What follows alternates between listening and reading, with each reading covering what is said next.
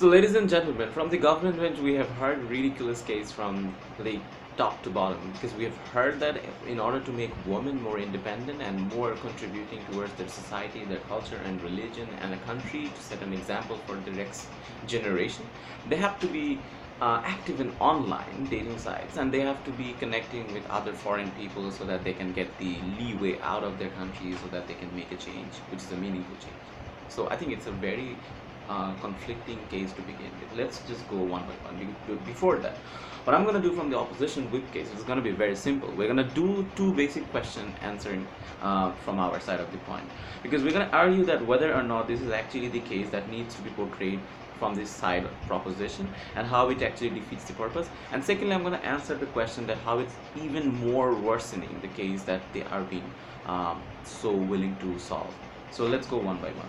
First, from the entire government bench, we have heard two things basically, that they have said in order to make them independent, they have to be financially viable solution for them. So that's why they can actually gain the uppercut and get the edge out of the situation. So that's why they would have a better situation. And secondly, they would need to be more educated and more solvent. So that's why they can make a change and a living example for their future generations, so that it never works out for like other people that the way it's doing right now. So first off, the success story as they were speaking of, I think it never ever occurred to them that the women in our country, or in all these oppressed regimes and oppressed countries and social contexts and social like stigmatizations are working, such as example as India and Bangladesh, or even Pakistan or Cambodia, other places like that. It was never the women who were given a choice to leave the country for other purposes, but it was the women who made the choice to stay in the countries, to stay in the same cultural stigmatization and same tormenting pressure which they uprooted within their work, within their force, within their undying effort.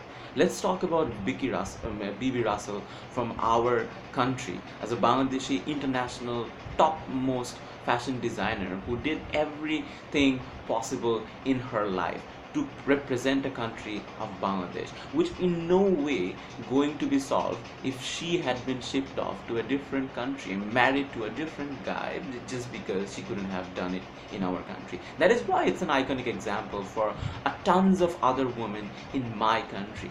At the same time, Indira Gandhi was the leader who is looked up to in every part of our subcontinent. That's what we have been telling you. These are the success story that you need to point out to other women in your country, in your social context. That's how you build up the success story, not leaving the entire problem.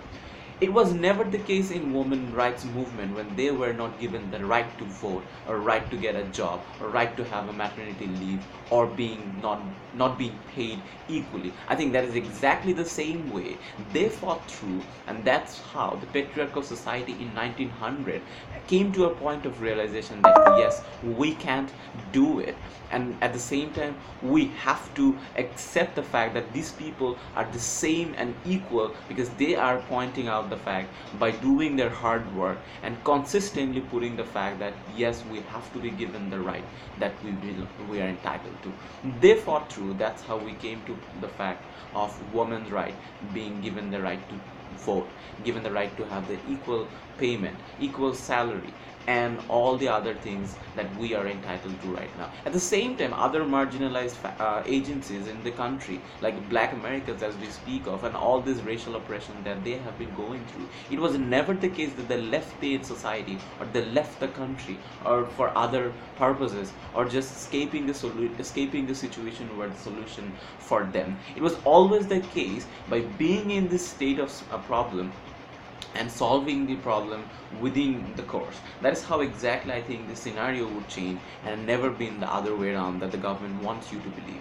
So case in point, if we go with their model, in their best possible case, our women are being shipped off to a different country for their betterment of life. How is exactly changing the equation for other women who are supposed to be suffering in the next future decades? So we don't think that's an iconic example. So are you telling that now our women's aim in life should be putting their best picture in an online site and waiting for a guy to, like, take them away from this country, from her family, from her religion, from her context, like, culture and everything. I don't think that's going to leave any better mark or a footprint for like, for her society. So according to their government's DPM, the girl would come to, like, the country and make a significant change which is going to create a social movement and whatnot. I think that's a ridiculous idea to begin with from the government side.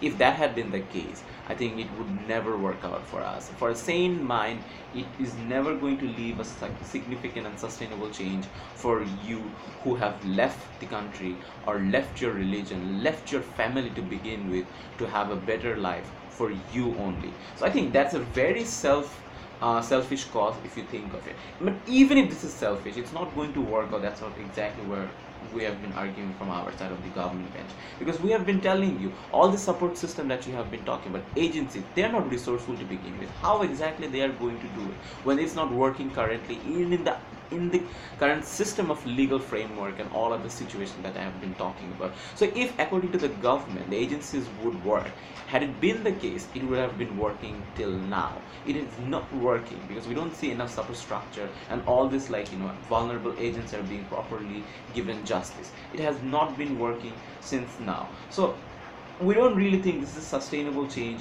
where the agencies are going to be resourceful and have the capacity to assess all this, like, all this uh, evaluation point they have been talking about, because they're not they're not going to be able to assess the guy's, like, financial transaction, whether he is telling the truth, whether he is actually not being married twice or thrice, or he's, like, pedophile, or his records are not being properly checked back, because now the agency has to deal with all these things in a different foreign legal system, and they have to check get all the data possible, which is, I think, ridiculous to begin with. It's not possible.